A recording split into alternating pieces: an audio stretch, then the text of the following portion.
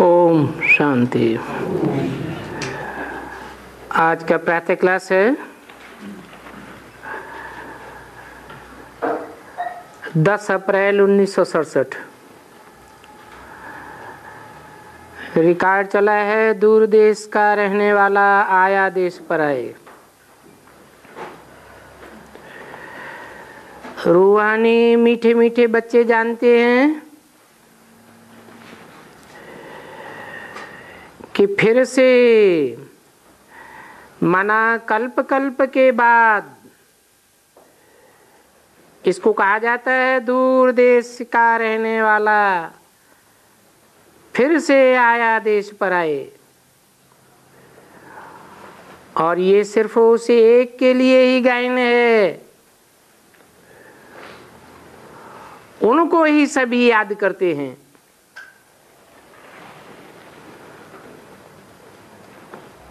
किसके द्वारा बोला? ब्रह्मा के तन से बोला। और ब्रह्मा के तन में ही बैठा है। फिर ऐसे क्यों कहा उनको ही सभी याद करते हैं? उनको तो दूर के लिए बोला जाता है और इनको नजदीक के लिए बोला जाता है। तो बोलने वाला नजदीक बैठा है या दूर है? बोलने वाला तो नजदीक है, लेकिन प्रैक्टिकल रूप जिसके लिए गायन है कि वो पराये देश में आता है और दूर देश का रहने वाला है, जिसको सब याद करते हैं। अर्थात सारी दुनिया के मनुष्य मात्र याद करते हैं।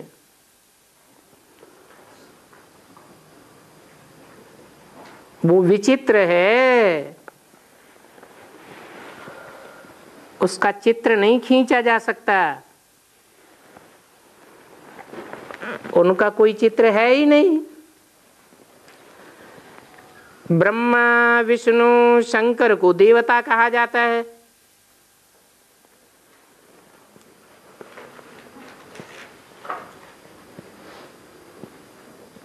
और इनको शिव भगवान वाच्य कहा जाता है,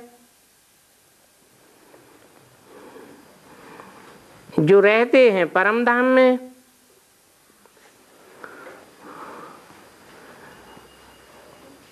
जो परम धाम में रहते हैं उनको सुख धाम में कभी बुलाते ही नहीं हैं।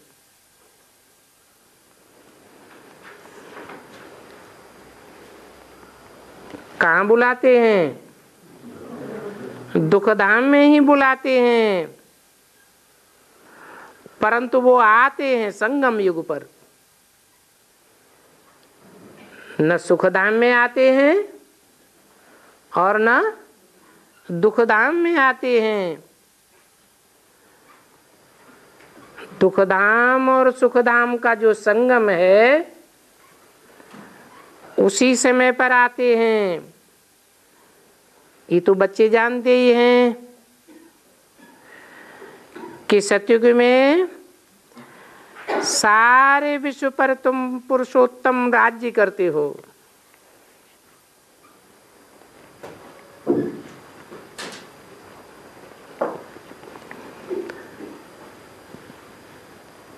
परंतु वहां सतयुग में कनिष्ठ या मध्यम नहीं होते हैं।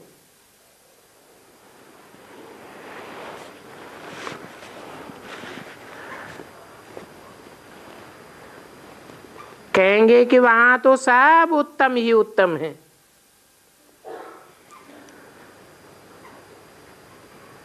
ऐसे तो उत्तम ते उत्तम ये पुरुष पुरुषोत्तम नारायण हैं।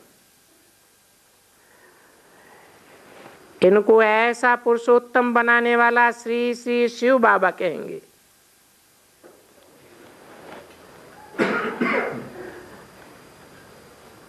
श्री श्री का टाइटल उस शिव बाबा को ही कहा जाता है।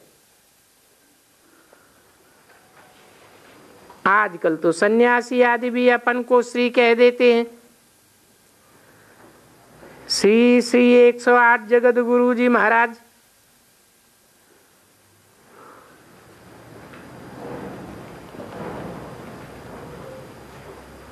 बाप कहते हैं कि मैं ही आकर उस सृष्टि को पुरुषोत्तम बनाता हूं।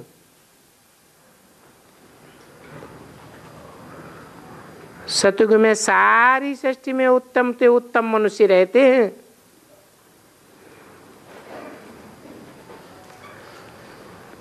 तो इस समय तुम उत्तम से उत्तम तथा कनिष्ठ से कनिष्ठ का अर्थ समझते हो। जो कनिष्ठ मनुष्य होते हैं, कनिष्ठ अर्थात नीच, वो आप ही अपनी नीचाई दिखाते हैं। आप ही कहते हैं मुझे निर्मणोहारे में कोई गुण नहीं। अभी तुम समझ सकते हो कि सतयुग में हम क्या थे, अब क्या बन रहे हैं।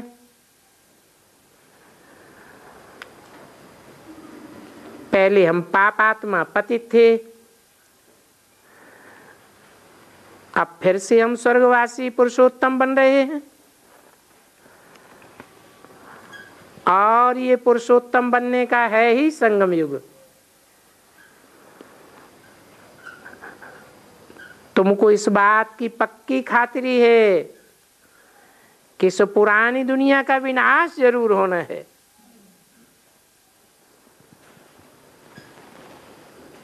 बाप दूर देश का रहने वाला पराये देश में आए हैं नई दुनिया स्थापन करने के लिए। पुरानी सो नई, नई सो पुरानी बननी तो जरूर होती है। नई को सतयुग, पुरानी को कलयुग कहा जाता है।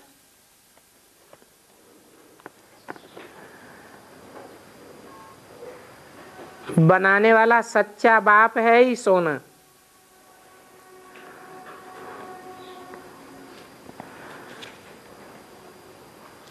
क्योंकि सच्चे ही कहने वाला है।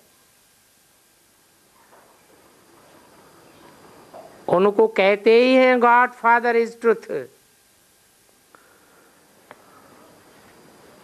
क्योंकि वो जो कुछ बतलाते हैं सभी कुछ सत्य ही बतलाते हैं। ये जो कहते हैं कि ईश्वर सर्वव्यापी है वो तो झूठ है।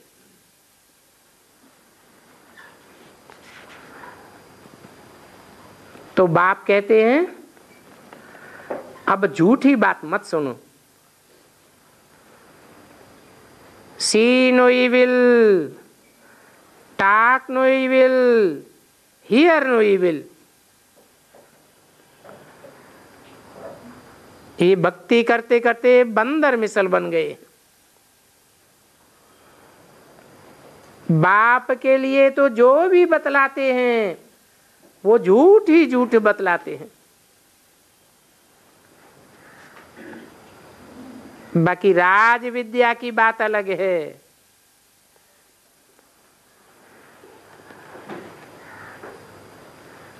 वो तो है ही अल्पकाल के सुख के लिए। दूसरा जन्म लेकर फिर नए सिरे पढ़ना पड़े, वो है अल्पकाल का सुख। ये है 21 जन्म 21 पीढ़ी के लिए।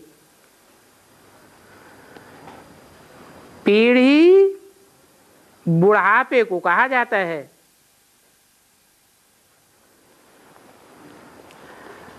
परंतु वहां कब अकाली मृत्यु नहीं होती है। यहां तो देखो कैसे अकाली मृत्यु हो जाती है। कोई तो गर्भ में भी मर पड़ते हैं।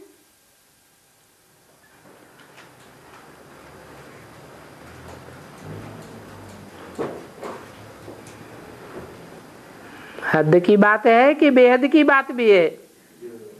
कैसे? जो ज्ञान छोड़ देते हैं वो गर्भ में मर जाते हैं। नहीं, ज्ञान तो पढ़ते पढ़ते छोड़ देते हैं, पुरुषार्थ करते करते छोड़ देते हैं। उसे गर्भ में मरना नहीं कहेंगे। गर्भ में मरना है निश्चय बुद्धि भी नहीं बन पाए, पैदाइश ही नहीं हुई। निश्चय बुद्धि बने तो कहें जन्म हुआ, पैदाइश हुई। परंतु संदेश लेने के बाद कोर्स लेते लेते ही, अथवा जो 9 दिन की भट्ठी होती है, उस भट्ठी में जाने के बाद वहीं मर पड़ते हैं। भट्ठी भी पूरी नहीं कर पाते। जैसे लौकिक दुनिया में गर्भ में जाते हैं तो गर्भ में ही मर पड़ते हैं। अभी तुम तो काल पर जीत पहनते हो, जानते हो वो अमर लोक है, और ये क्या है? मृत्युलोक। हद में ही मृत्युलोक है कि बेहद में भी मृत्युलोक है? हद में तो दुनिया के लिए है, शरीर से मर पड़ते हैं, और यहाँ अनिश्चय बुद्धि बन पड़ते हैं। तो ये मृत्युलोक है। जब अमरलोक स्थापन हो जाएगा तो वहां सब अमर होंगे, कोई भी अनिश्चय बुद्धि नहीं बनेगा। वहां तो जब बूढ़े होते हैं तो साक्षात्कार होता है कि हम तो जाकर के बच्चा बनेंगे। बुढ़ापा पूरा होगा और हम ये शरीर छोड़ेंगे। नया शरीर मिले वो तो अच्छा ही है ना। तो बैठे बैठे खुशी से शरीर छोड़ देते हैं। यहां तो उस अवस्था में रहते शरीर छोड़ने के लिए मेहनत लगती है, तो यहां की मेहनत वहां पर कामन हो जाती है। यहां देह सहित जो कुछ भी है सबको भूल जाना है, अपन को सिर्फ आत्मा समझना है, इस पुरानी दुनिया को छोड़ देना है। आत्मा सतो प्रधान थी तो शरीर सुंदर मिला,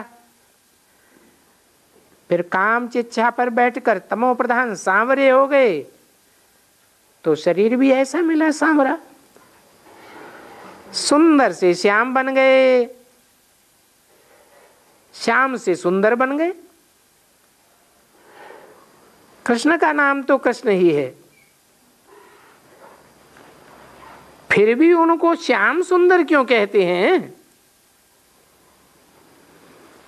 है? कृष्ण माने तो काला होता है, उनका असली नाम तो कृष्ण ही है ना, फिर उनको श्याम सुंदर क्यों कहते हैं? ये डबल नाम क्यों रखे हैं? चित्रों में भी कृष्ण का चित्र सांवरा बनाई देते हैं।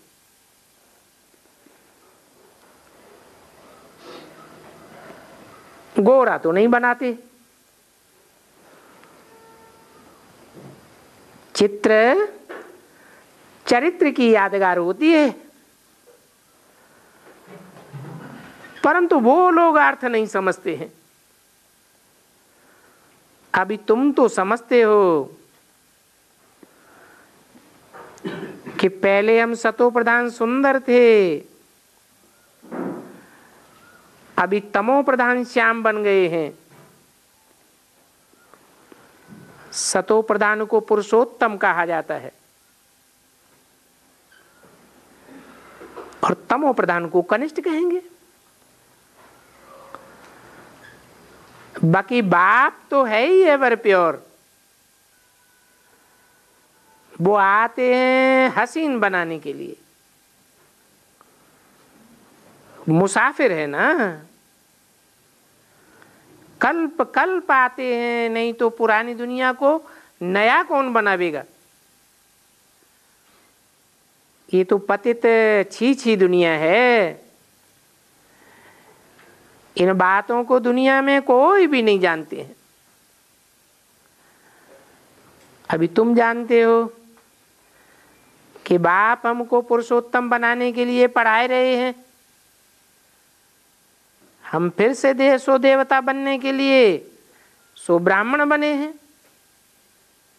पहले हम शूद्र थे, अब फिर ब्राह्मण बने हैं। तो तुम संगम युगी ब्राह्मण हो। दुनिया ये नहीं जानती है कि अभी संगम युग है। शास्त्रों में तो लाखों वर्ष कल्प की आयु लिख दी है। वो समझते हैं कि कलयुग तो अजन बच्चा है। अब तुम तो दिल में समझते हो कि हम यहाँ आए हैं उत्तम ते उत्तम कलयुगी पतित से सतयुगी पावन मनुष्य देवता बनने के लिए। ग्रंथ में भी महिमा है कि मूत पलीती कपड़ धोए, परंतु ग्रंथ पढ़ने वाले भी अर्थ नहीं समझते हैं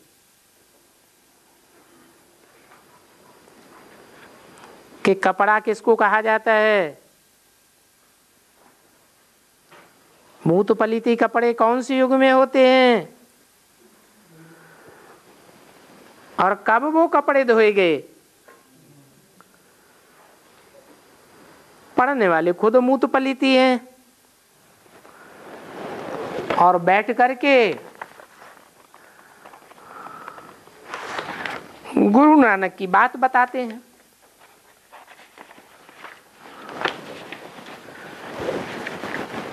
इस समय तो बाप आकर सारी दुनिया के मनुष्य मात्र को साफ करते हैं।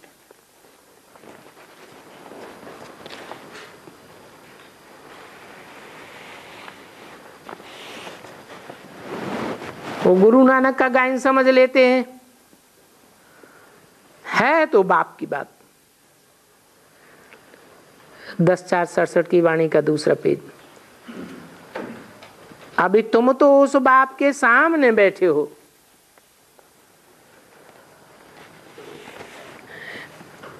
जो मूत पलीती कपड़ धोए जिसका गायन है, बच्चों को समझाया है कि रचयिता और रचना की नॉलेज को कोई जानते नहीं है। बाप ही ज्ञान का सागर है। वो बाप सत्य है, चैतन्य है, अमर है और पुनर्जन्म रहित है। शांति का सागर है, पवित्रता का सागर है, सुख का सागर है। उनको ही बुलाते हैं कि आकर के बरसा दो। तो बाप तुमको अभी 21 जन्मों के लिए वर्षा दे रहे हैं। ये अविनाशी पढ़ाई है और पढ़ाने वाला भी अविनाशी बाप है। कैसे?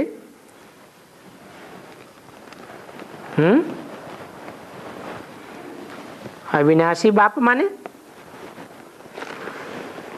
जिसका कभी विनाश होता ही नहीं। इसका अर्थ क्या हुआ? अविनाशी माने सदा काल रहने वाला। बाकी परम धाम में काल होता है क्या? तो कहाँ की बात है? इस साकार दुनिया की बात है। इसलिए मुरली में बाप ने बोला भी है, इस सृष्टि पर सदा कायम कोई चीज है नहीं। सदा कायम तो एक शिव बाबा ही है। आधा कल्प तुम राज्य पाते हो, फिर रावण राज्य होता है। आधा कल्प है राम राज्य, आधा कल्प है रावण राज्य। तुम बच्चों को अब ये निश्चय है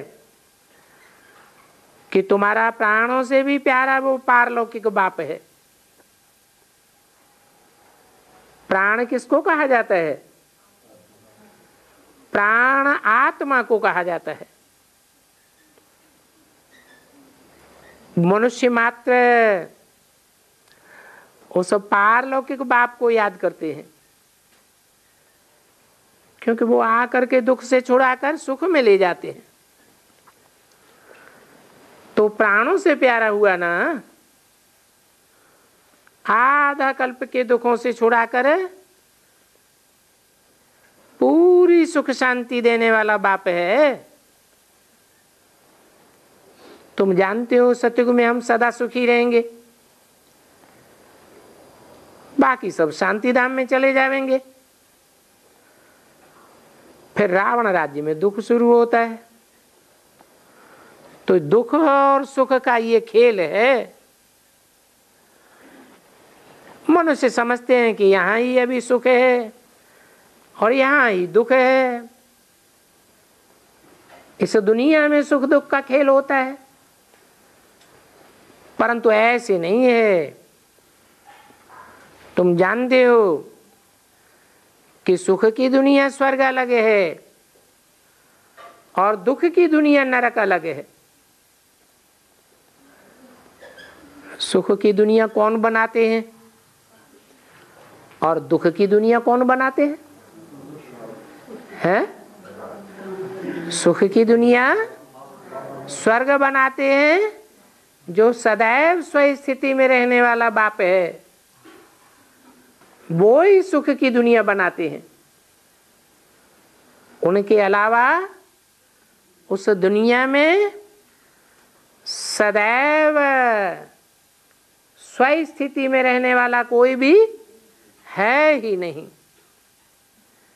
जो भी हैं वो सब नर हैं, जो नरक ही बनाते हैं। नर मनुष्य को कहा जाता है, का माने करने वाला। तो मनुष्य तो नर, जो नरक बनाने वाला है, उनके लिए कह देते हैं शिवो हम।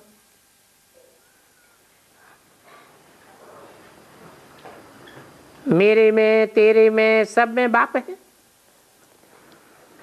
सर्वव्यापी है।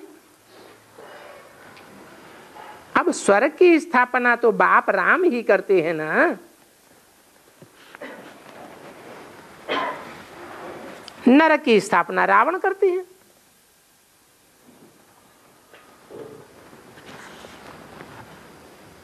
तो बाप राम कौन है और नरक की स्थापना करने वाले वो रावण के 10 सिर कौन है? रावण को वर्ष वर्ष जलाते हैं। परंतु क्यों जलाते हैं? वो रावण कौन है ये कुछ भी नहीं जानते हैं। तुम तो जानते हो कि रावण को वर्ष वर्ष क्यों जलाते हैं?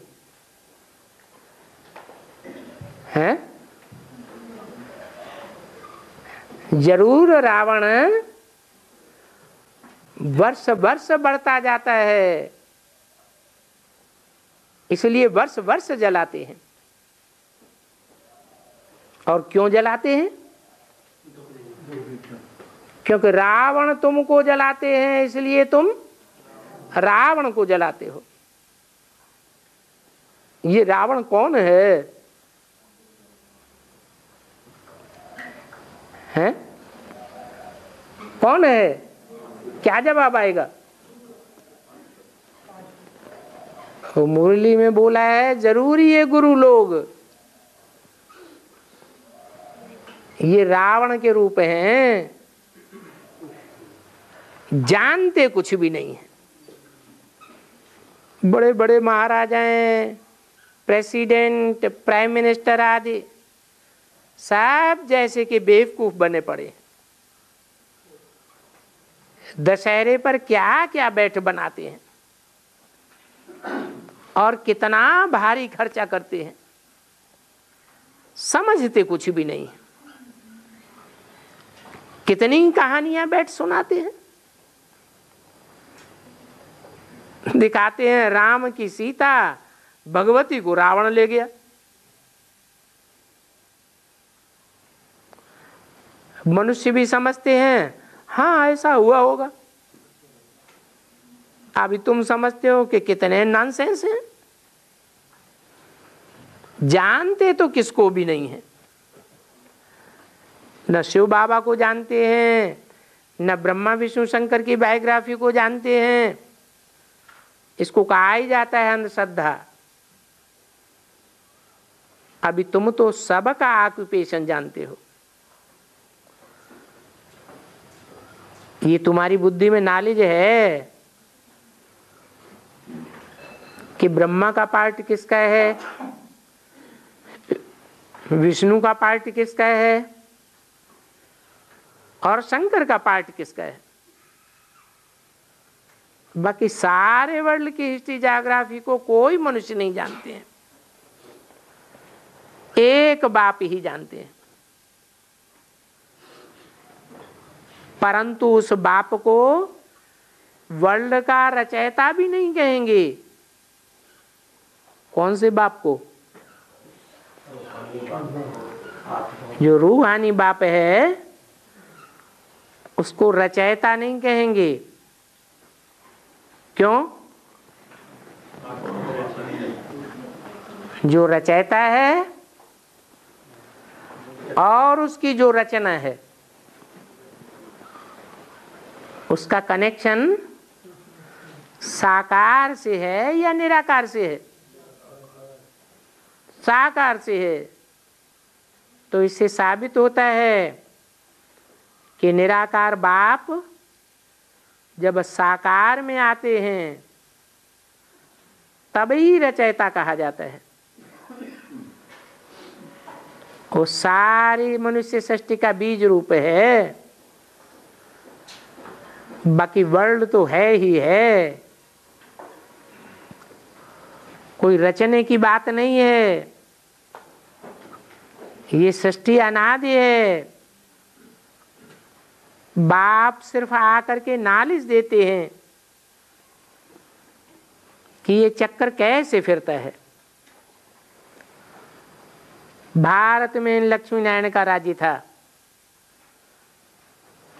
फिर बाद में क्या हुआ? इन देवताओं से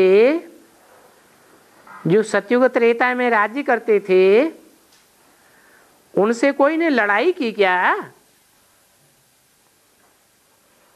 लड़ाई तो कुछ भी नहीं हुई। आधा कल्प के बाद वाम मार्ग शुरू होने से देवताएं वाम मार्ग में चले जाते। बाकी ऐसे नहीं है कि युद्ध में कोई हार गए,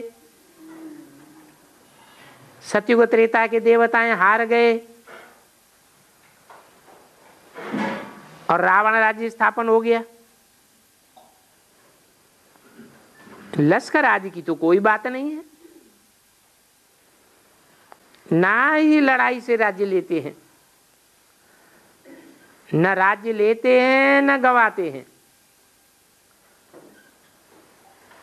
तो असलियत क्या है? हैं? हैं? बुद्धिहीन हो जाते हैं, बुद्धि जाती है। ये तो योग में रहकर पवित्र राज्य तुम स्थापन करते हो। ये राजयोग की बात है। बाकी तुम्हारे हाथ में कोई शस्त्र आदि नहीं है। तुम तो डबल अहिंसक हो। एक तो पवित्रता की अहिंसा है, दूसरों को तुम दुख नहीं देते हो, ये दूसरी अहिंसा है।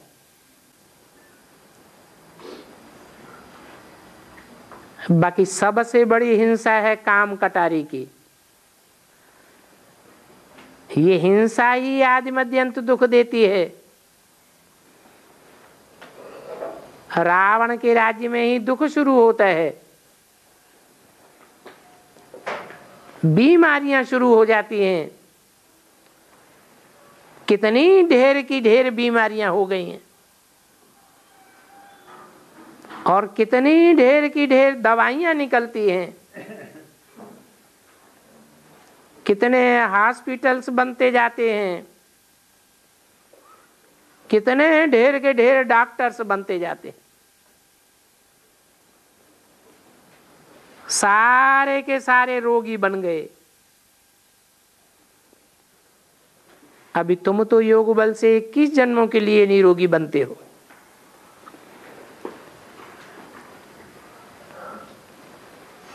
कैसे बनते हो? कैसे राम राज्य से रावण राज्य बनता है और कैसे रावण राज्य से राम राज्य बनता है?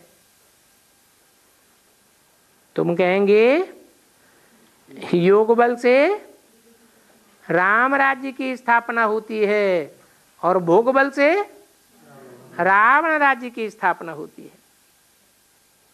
कहाँ होती है? यहां माने संगम युग में। संगम युग में ही ये सारी शूटिंग हो रही है। रावण राज्य की भी शूटिंग हो रही है और राम राज्य की भी शूटिंग हो रही है।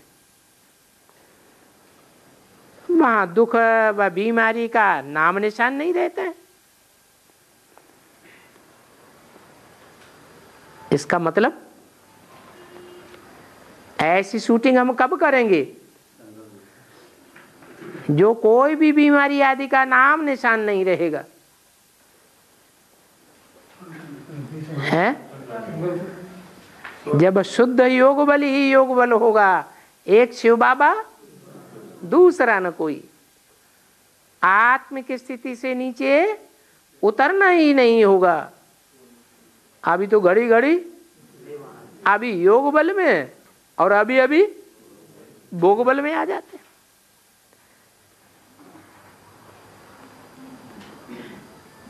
तो दुख और बीमारी का नाम निशान न रहे, इसलिए तुम पढ़ रहे हो। क्या पढ़ रहे हो? राजयोग पढ़ रहे हो। बच्चे जानते हैं कि भगवान हमको राजयोग की पढ़ाई पढ़ा करके भगवान भगवती बनाए रहे। मनुष्य तो हठ योग सिखाते हैं। हठ योग में क्या होता है?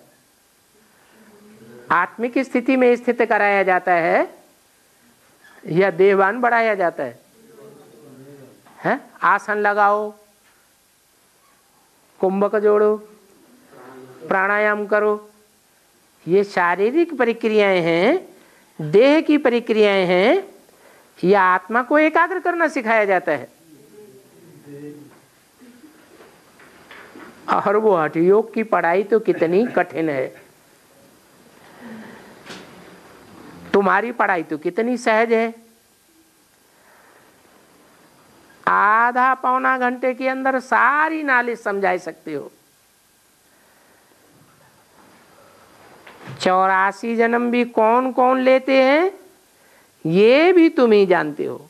बताओ कौन कौन लेते हैं? हाँ, वो तो बहुत सीखते हैं।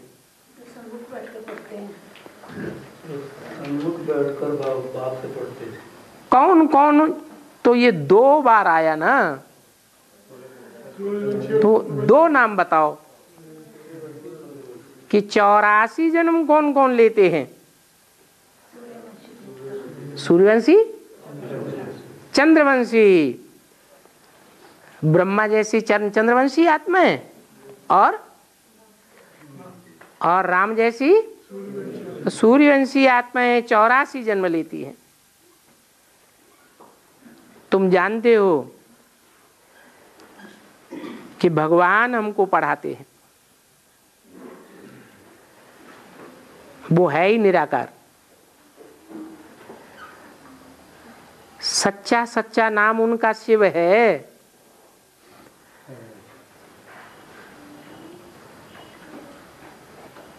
बाकी नाम झूठे झूठे हैं। है बाकी तो शरीर के नाम, शरीर के ऊपर नाम पड़ते हैं। बाकी सब शंकर नाम दे दिया, राम नाम दे दिया, कृष्ण भगवान नाम दे दिया,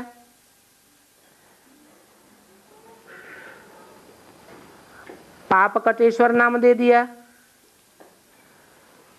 सोमेश्वर नाम दे दिया, सोमनाथ नाम दे दिया। ये झूठे हैं क्या? शिव नाम गुणवाचक नहीं है क्या? शिव माने ही कल्याणकारी, और सदैव कल्याणकारी या कभी कभी का कल्याणकारी? सदैव ही कल्याणकारी।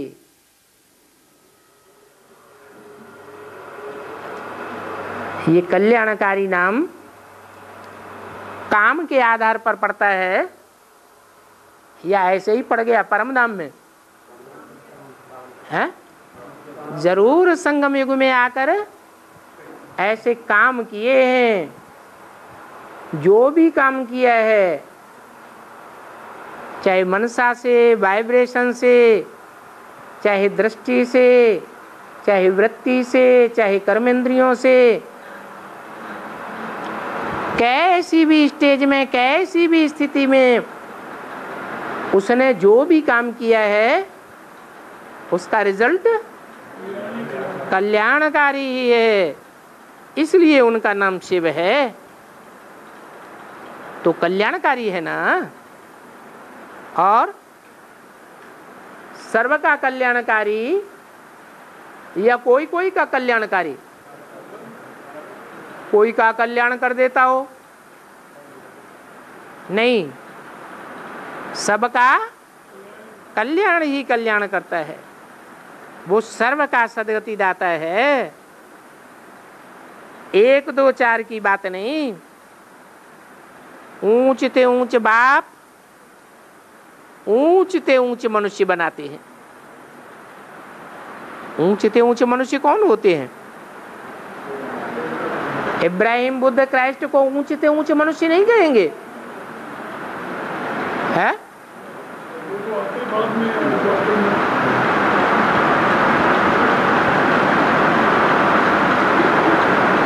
क्राइस्ट को 200 करोड़ से भी ज्यादा मनुष्य मानते हैं,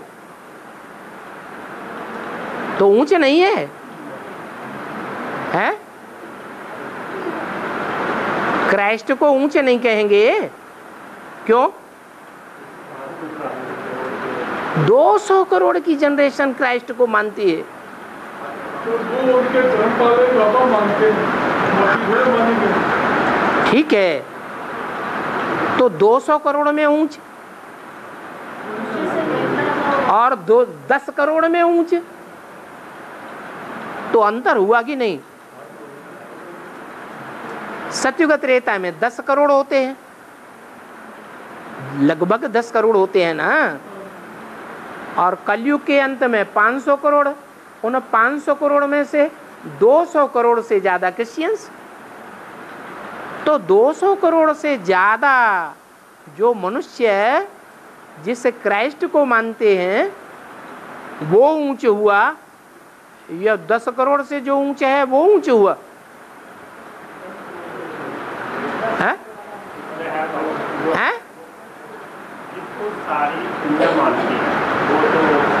नहीं, वो बात नहीं। सारी दुनिया तो कहती रहती है खुदा, अल्लाह, गॉडफादर, भगवान, जिसको कहती है उसको तो वो निराकार मानते हैं। यहाँ तो क्राइस्ट भी साकार है और भगवान भी साकार बन करके आता है। तो ऊंच ते ऊंच कैसे हुआ? ऐसे हुआ कि 10 करोड़ जो हैं वो सब देवी देवताएं हैं, और क्राइस्ट को मानने वाले जो 200 करोड़ से भी ज्यादा मनुष्य हैं, उनमें से कोई भी देवता नहीं है। इसलिए वो ऊंचे ते ऊंचे हैं।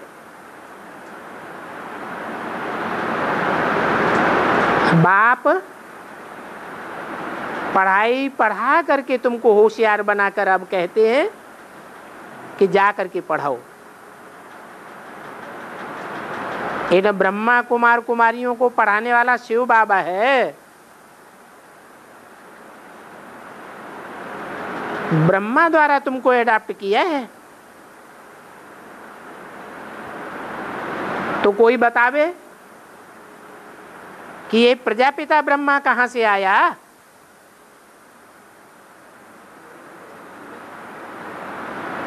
कहां से आया है?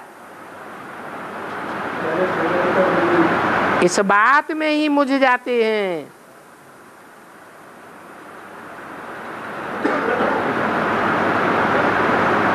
इनको एडॉप्ट किया। कहते हैं बहुत जन्मों के अंत के भी अंत में। अब बताओ बहुत जन्म किसने लिए है? ब्रह्मा ने लिए, या ब्रह्मा का भी कोई बाप है? ब्रह्मा का भी बाप है। ब्रह्मा रचयिता नहीं है। क्या है? ब्रह्मा भी रचना है। पहले रचना या पहले रचयिता? पहले रचयिता। तो जरूर ब्रह्मा का बाप पहले होना चाहिए ना। तो कौन हुआ, कब हुआ है? यज्ञ के आदि में ब्रह्मा को तो साक्षात्कार हुए। उस समय उसे ब्रह्मा कहें या दादा लेखराज कहें? उस समय तो दादा लेखराज नाम था। बाद में जब उनको अपने स्वरूप का पक्का निश्चय हो गया कि मेरा ही ब्रह्मा का पार्ट है, ब्रह्मा सफेद पोष मेरे लिए कहा गया है, मुझे ही सतयुग में जाकर कृष्ण के रूप में जन्म लेना है, ऐसा पक्का निश्चय बैठ गया। तब उनमें 10 वर्ष के बाद शिव ने प्रवेश किया।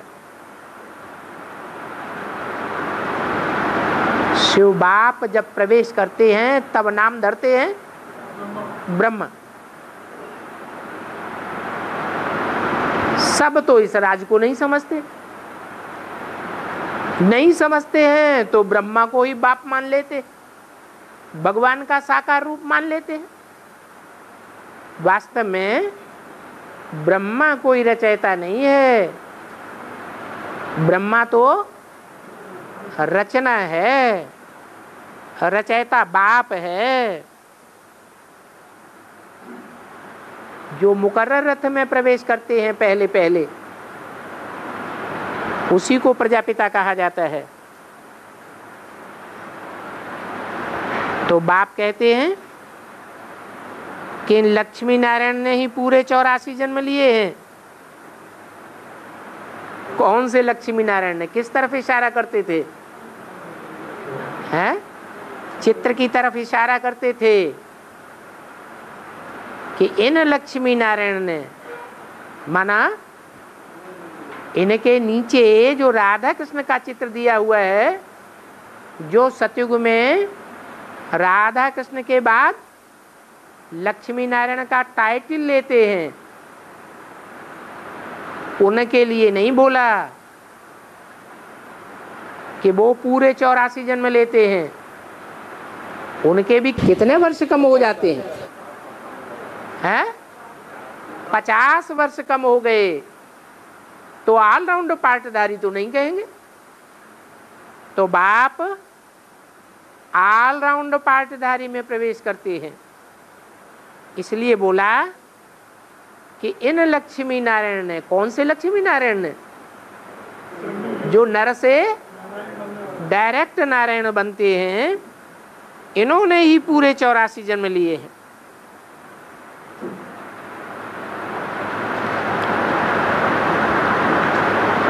इसलिए कृष्ण के लिए कह देते हैं श्याम सुंदर। तो कौन से कृष्ण की बात है? सतयुग में जन्म लेने वाले कृष्ण की बात है या संगम युग में एक ही जन्म में, एक ही शरीर से, एक ही जीवन में जो पहले श्याम था, काला था, काले से फिर गोरा बनता है, उस नर से नारायण बनने वाले की बात है। कहेंगे हम सो सुंदर थे, फिर 2 कला कम हुई, कला कम होते होते अब 9 कला बन गए। 5000 वर्ष में 9 कला, और फिर कितनी देर में 16 कला संपूर्ण है? बताओ। अब तमो प्रधान से सतो प्रधान कैसे बने? कितने टाइम में बने? 40-50 वर्ष है। ब्रह्मा के लिए गायन क्या है? 1 सेकंड में ब्रह्मा सो विष्णु बन जाते हैं। 10:4:67 की वाणी का 3रा पेज। बाप कहते हैं पतित पावन मैं ही हूं, मुझे याद करो तो तुम पावन बन जावेंगे। ये बार बार ये बात बोलने की क्या जरूरत पड़ती है? हैं?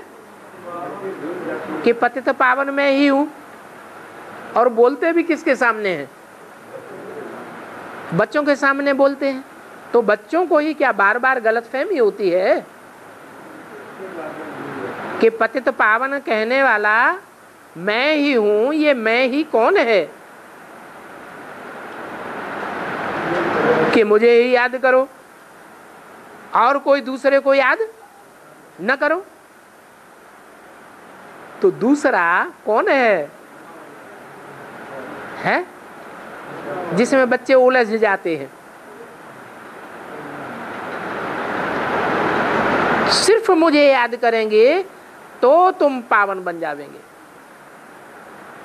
कैसे पावन बन जावेंगे? हैं? एकदम सृष्टि के आदि में जन्म लेने वाले पावन बन जावेंगे। ये भी जानते हो कि ये रुद्र ज्ञान यज्ञ है। क्या नाम दिया? रुद्र नाम क्यों दिया? शिव ज्ञान यज्ञ नाम क्यों नहीं दिया है?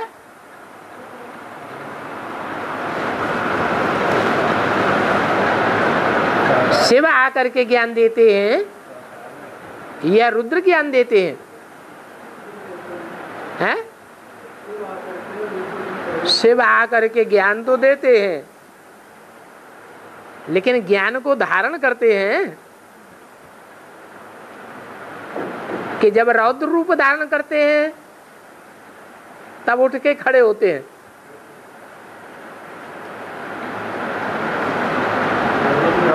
पुरुषार्थ करने के लिए अलर्ट कब होते हैं? जब रौद्र रूप धारण करते हैं तब पुरुषार्थ में पक्के पक्के खड़े होते हैं।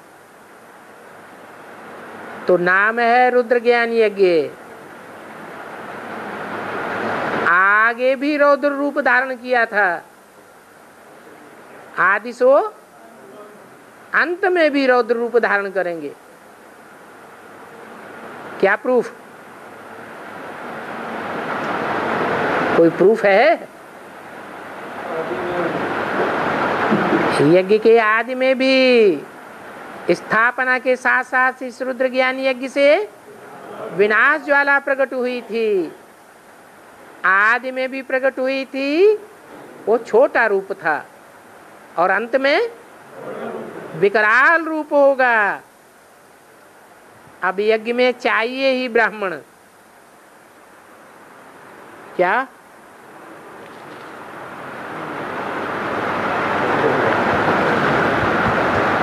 ब्राह्मण सच्चे चाहिए या झूठे चाहिए? 9 ब्राह्मणों की कुरियां होती हैं, तो सब सच्चे ब्राह्मण हैं या नंबरवार कहेंगे? 100% सच्चे तो कोई कोई होंगे। तुम सच्चे ब्राह्मण हो जो सच्ची गीता सुनाने वाले हो। क्या? सच्ची गीता कैसे है? तुम सच्ची गीता सुनाने वाले, सच्ची गीता की महिमा करने वाले ब्राह्मण हो। तुम झूठी गीता की महिमा करने वाले ब्राह्मण नहीं हो। इसलिए तुम लिखते भी हो सच्ची गीता पाठशाला, तुम सिद्ध करके बताते हो कि और सब हैं झूठी गीता पाठशालाएं। कैसे हैं? और सब झूठी कैसे?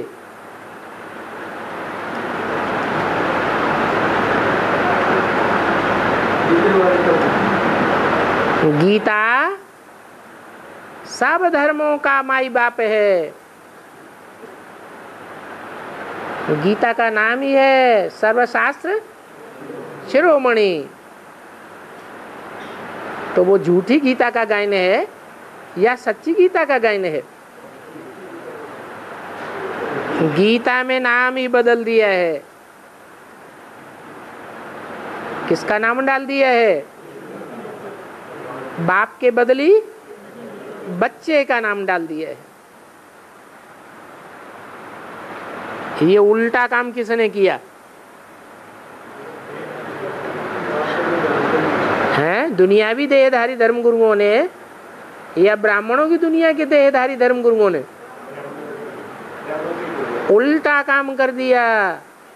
गीता में कृष्ण उर्फ ब्रह्मा का नाम, दादा लेखराज का नाम पिताश्री डाल दिया। मुरलियों में पहले पिताश्री छपा हुआ नहीं आता था, बाद में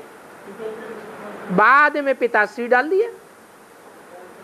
पहले लिखा होता था शिव बाबा याद है, बाद में शिव बाबा याद है से पहले पिताश्री डाल दिया।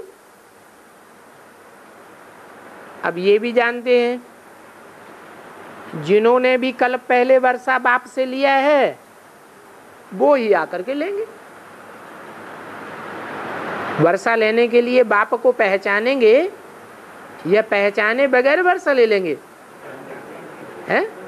बाप को पहचानेंगे और बाप से वर्षा लेंगे,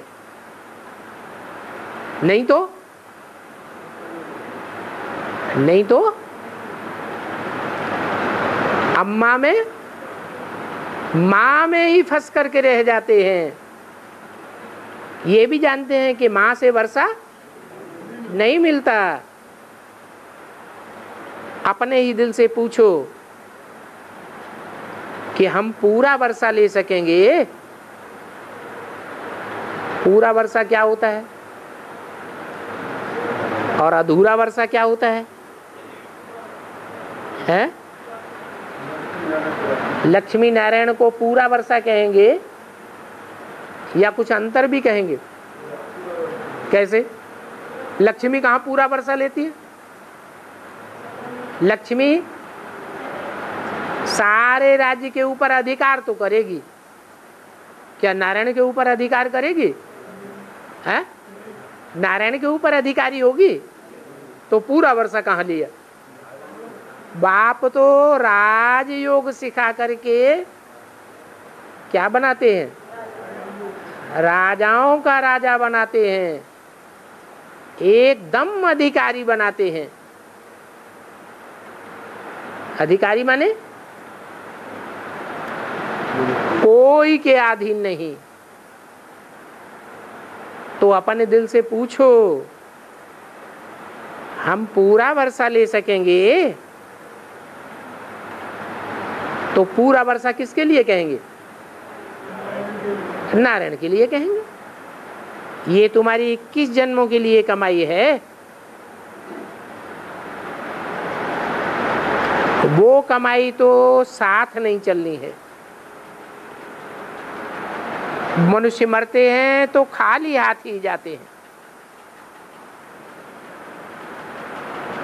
वो पढ़ाई तो साथ नहीं ले जाते हैं। मान लो कोई ने वकालत पढ़ी इस जन्म में,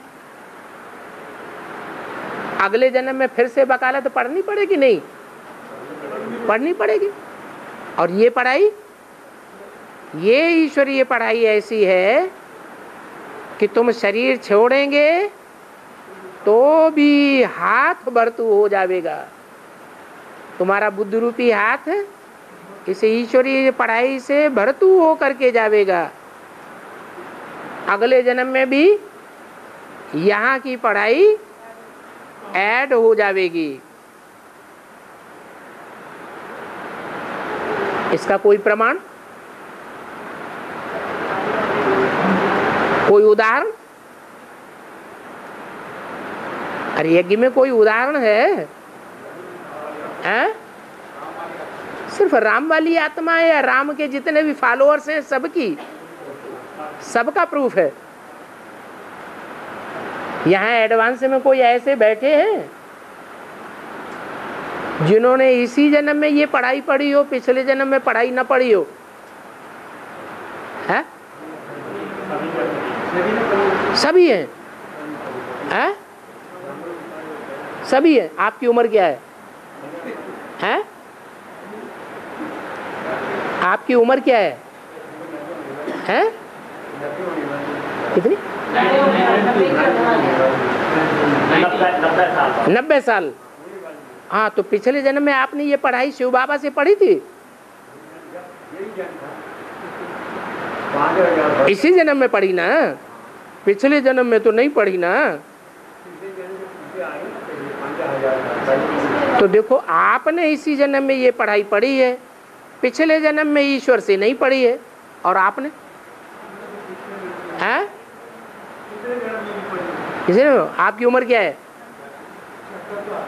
हैं? 76। तो यज्ञ को कितने साल हुए? हैं? हैं? ये नहीं, 76 साल तो हुए, 75-76 साल। लेकिन राम वाली आत्मा पहले शरीर छोड़ती है और उसके फॉलोअर्स बाद में शरीर छोड़ते हैं। तो पूछो कि पिछले जन्म में ईश्वरीय पढ़ाई पढ़ी या नहीं पढ़ी? है? फिर भाई, राम वाली आत्मा पहले शरीर छोड़ती है या उनके फॉलोअर्स पहले शरीर छोड़ देते हैं? राम वाली आत्मा पहले शरीर छोड़ती है, पहले फेल होती है, उसके बाद उसके फॉलोअर्स। तो आप उनके भी बाप हैं क्या? है?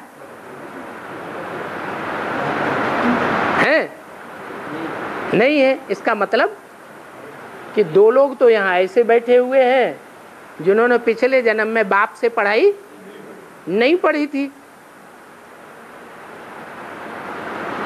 तो इस जन्म में ही पढ़ी है, पिछले जन्म में नहीं पढ़ी है।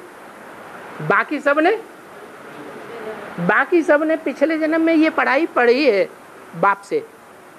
तो ये कैसे आ गई एडवांस में? हैं? हाँ, ये ऐसी विशेष आत्माएं हैं। अरे सर उठा के सुन लो तो, ये ऐसी विशेष आत्माएं हैं जो जन्म जन्मांतर बाप के साथ ही रही है। क्या? तो बाप के साथ रहने से इनके संस्कार बाप समान पड़े हुए हैं। भले पूर्व जन्म में इन्होंने पढ़ाई नहीं पढ़ी तो भी संस्कार के अनुसार, पिछले जन्मों के संस्कारों के अनुसार वो दीदी दादियों के मुकाबले ये उस पढ़ाई को जल्दी ग्रहण कर लेते हैं। तो बताया ये पढ़ाई कभी मिस नहीं होती, ये अगले जन्म में ऐड हो जाती है।